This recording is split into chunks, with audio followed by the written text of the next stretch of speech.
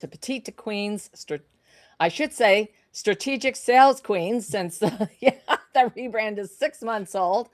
Claim Your Career Crown podcast. I'm your host, Lynn Whitbeck, obviously not an AI bot. And today I'm joined by our wonderful guest, Bina Coleman. And we're going to be talking about how to help your aging parent find a senior living home that truly fits their care needs, personality, preferences, and budget. And if you're wondering whether an aging parent needs more support, I know that I'm there. Um, those options may blur together. And for me, it's like I've opened Pandora's box and I just want to slam the lid down. So, this conversation is going to help you understand what right fit really means and when to begin gathering information and how to compare communities with greater confidence. And Bina is going to share practical guidance for narrowing the choices, asking better questions, understanding the cost, and so protecting your family's peace of mind without trying to tour every single option before lunch, right?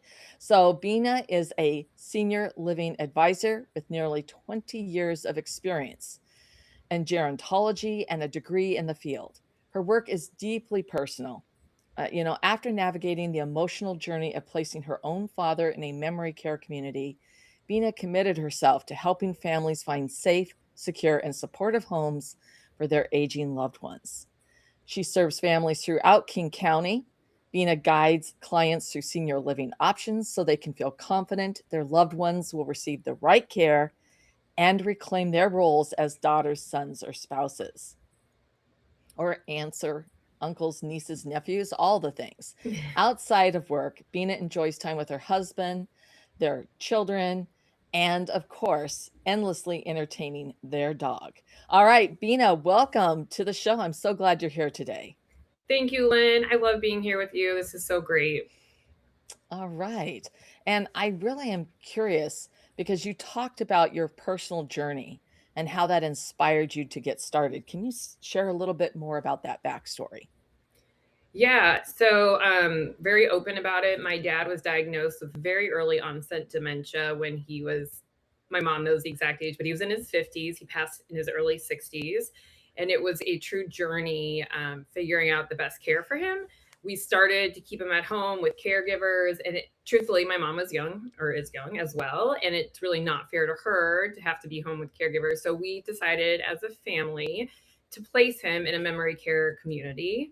And it really inspired me. I thought that I wasn't the one to do it. It was actually someone else, but I went through the process with them.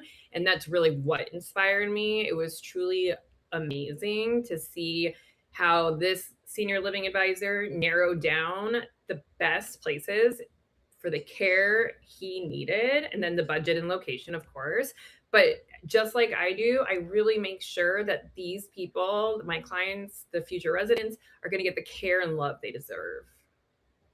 Oh, yeah, absolutely. Families often begin by asking for the best place. That's Yeah. what you and I have talked about. But how do you help them define the right fit based on care needs, personality, lifestyle, location, and budget, not just the fanciest lobby? Yes, and that is a really, really good point because there's new communities being built and popped up all over, and they are shiny and they are beautiful, and there's no doubting that. There's no saying that they're not. But you also want to make sure that they are giving the best care, that they are going to fit your budget. And that's why you use a service like me at Silver Age as a senior living locator, because we really dive into, is this community or this adult family home been around? Do they have good state survey scores? Do they have good referrals? Do they have the nurses and the caregivers on staff that will make a difference? So, yes, and there is a right personality as well for everybody. Some people really love the new, and I get it. It's sparkly, they're beautiful. The food's going to be amazing. I get all of it. We just really want to make sure that what their needs are being met. So maybe their needs are just fun activities at the time. So that's like a whole different conversation. But if the care is higher, we do have to look a little further. Yeah. No, that makes sense. And I think that sometimes that new and shiny isn't necessarily the best fit and may not even have the best food, ironically, but Right. Yes. but I'd love to have you walk us through your process from that first family conversation to narrowing communities and adult family homes and also help us understand how your database and local knowledge really help with this process. Yeah, so I'm glad you asked this because it really is a process of meeting, and that could be on the phone. That's why I have it's meeting the family. We go through a full assessment. We have it for the family to fill out themselves, or I'm more than happy to go through it. But it really does break down what the needs are of the client or the resident, what is happening, what they are looking for. They could be looking for one bedroom, but their daughter thinks they need a two bedroom. So, there's all these things to sift through. It's a pretty lengthy but very thorough assessment. From there, we really narrow down, like I said, we go through location, what they're looking for. Are they needing memory care, assisted living? And we use the Silver Age database, which is wonderful, truly, truly wonderful. And it is linked to every community and adult family home within the Washington state. And so we can really narrow down by zip code, by budget. Do they take Medicaid? Do they not take Medicaid? So there's a lot that goes into that first initial phone call. And then from there, we really set up the tours. And that's something the family gets an invite to start looking on the database and saying, okay, Bina has picked out these five. I would like to see three. These are the top three I want to see. Or we go through them together and I say, let's just go visit 2 to 3. It is overwhelming. It is a lot. So that's a pretty, very quick overview of what I do with the family. But it really is just getting to know them, getting to know what the resident needs, and then figuring out the tours to see.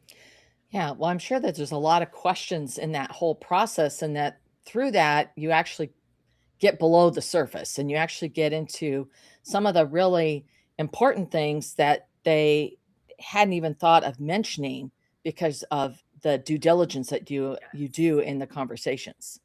absolutely. And I think that what you just said is actually 100% correct, because most of the time families will say, "Oh my gosh, I forgot about that, what you just asked me," or "I didn't even think to mention that." And so they're overwhelmed. There's a lot going on. And so having our knowledge and the assessment just helps. It just makes everyone calmer. Just get those answers out there. Yeah, absolutely. I think that that's one of the things too is that sometimes you just start to make an assumption because that's just always the way it's been and you don't even think to bring it up. So, Yeah. um, I know that this can, for some people, is it ever too early to start thinking about, what will be the next step, for your aging parents? And what are some of the signs that can tell you as an adult child or adult niece or nephew that it's time to explore options before a crisis makes the decision for you? Yeah. So it's funny you bring this up. I just got a text from a friend yesterday and she said, Do you care if my parents aren't even moving here for a year? And I was like, of course not. Like, it's better to get the information to them than not at all. It's better for them to start monitoring where, oh, I like this. So if my friend lives in Kirkland, for example, I want to be in Kirkland. So let's start monitoring all the communities in Kirkland. Let's start saying, I do like this, I don't like this. And the sooner you can do all that and kind of X out communities you don't even want to see, it's less chaos. It's less places to go look. And you can really go in with an open mind and say, oh my gosh, this is beautiful. I'm so glad I did this. I won't be here for another 6 months, but that's okay. You've had the tour, you've tried the food, you know what you're coming into. So I know I do not think any time is too early to start looking and navigating the process. Well, also just getting that familiarity with what it is. And the other thing is, I would think that there could be some um, new homes that might have a wait list or you also want to be keeping track of something that it was really great, but it's sliding, or some place that really came in with some new investment and they've really stepped up their game. So all of that would probably go into, you know, keeping that that fresh is Yeah. And waitlist is a good point. I've only run into it a few times, but it is a good point because when you run into it, you are running into it. So if you need to be put on a wait list, there's no harm. Wait lists are wonderful because, for example, if there is this year, you know you have this year, and I get a call from the community, I call my client and they're like, no, we're not ready yet. They stay on the wait list. They just yeah. get, people go on top of them. So waitlist, I know it's scary, but in the right situation, it's a great thing. No, absolutely. It totally makes sense to me. So, one of the other things I'm sure is probably one of the most common questions that you have, or things that come up, is the cost. And how is a senior living advisor, such as yourself, Mhm. compensated? Because I'm sure that's a question that people have. And what does your service cost the family, and what expenses should they understand when they're comparing, where they're gonna live, and the budget that they're gonna need to have in place. So we're very open about it, how we get compensated, very transparent. I'm a free service to the family, and I really equate myself to a realtor in that way. And the reason I do is because I actually do get commission from the community or the adult family home that the family chooses. Again, very open about it. So, working with a senior living advisor, that is how it is done. There should be no upfront cost or any cost at all to the family. It's all on the back end. So, that's wonderful for the family. And the pricing ranges. I mean, you're going to get communities that I actually just placed someone and it's 15,000 a month, and I can go all the way down to about 35 to 5,000 a month. So really, it really is depending on, just like anything with location, what the care needs are. The higher those care needs, the more it's going to cost. The more people that are going to be hands on with your loved one, medicine management, all of the above to make sure that your loved one is safe. And that's why you're moving them into this higher care community or adult family home. Adult family homes can be a little higher than communities, but they serve such a wonderful purpose if your loved one is in need for one. And usually that's kind of dementia. They need that more intimate care because there's only 6 to 8 residents in a home. Just so you know, that does equal that, sometimes can equal that higher price point. But there are options if people have long-term care insurance, that helps. That actually can cover the cost. And so there are options to get some help. But yeah, it really, really depends. We'll go over location, we'll go over what the care is, and then the budget. Of course, everyone has a budget and they should. And then we will work backwards from there. Yeah. Yeah, absolutely. So, when we're in this spot, these transition can bring on all kinds of feelings, right? Guilt, fear, to create some family tension. Yeah. So, and I'm sure you've been through it all, seen it all. What's one practical first step that our listeners can take to start the conversation and move forward with the decision while preserving their relationship with either their siblings or their family members, and of course with their parent, um, where the transition needs to take place? It is a tough one. I always like to say that, if your loved ones are of sound mind, they have to be involved unless, situate. There's going to be situations for everything. So if a situation is completely out of control and, I don't know the history and there's a lot baggage there, you got to do what's best for you. And I always say that to the people I work with, which are usually the adult children. But if it's a situation where everyone loves each other, this is just a very high intense and high pressure situation of moving. Should they stay? Are they going to be safe? Um, you got to keep them involved. The future resident needs to know, okay, we're looking. And a really good way to do that is to make sure all your paperwork I would say have all your ducks in a row. So make sure your paperwork is done. I have so many referrals for elder law attorneys, for Medicaid applications. There's just so much that I can help, as well as finding the right place to make sure that this transition will be as smooth as possible. To make sure, there is a power of attorney, there is a financial power of attorney, there is a medical power of attorney. We just want to make sure that the person you love is going to be safe and secure, and that may take some extra paperwork or meeting with some extra people. But it's going to be tense. It's going to be tough. But I will tell you, most of the time, 99% of the time, families do say, oh, I wish we did this earlier. So yeah, it could be rough in the beginning, but it will work out. Yeah. I'd love to hear like one sort of success story of how working with a family for when they started and the outcome. Yeah. As long as you can share something that's no okay. names.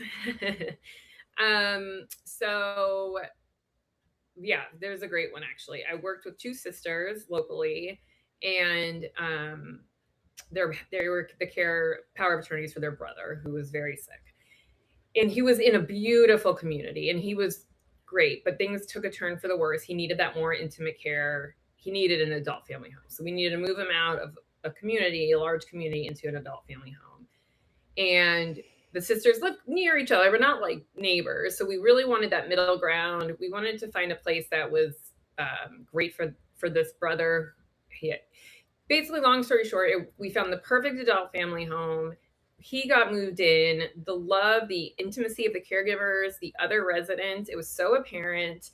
It was a 6-bedroom adult family home, and both sisters can visit anytime. And that's something I look for as well, because they have lives too. And this is another reason why I love doing what I do. This gives people their lives back. So now they know their brothers in a safe, very beautiful adult family home. And it allows them to visit when they can, rather than being their caregiver in a large community, because he took a turn for the worse.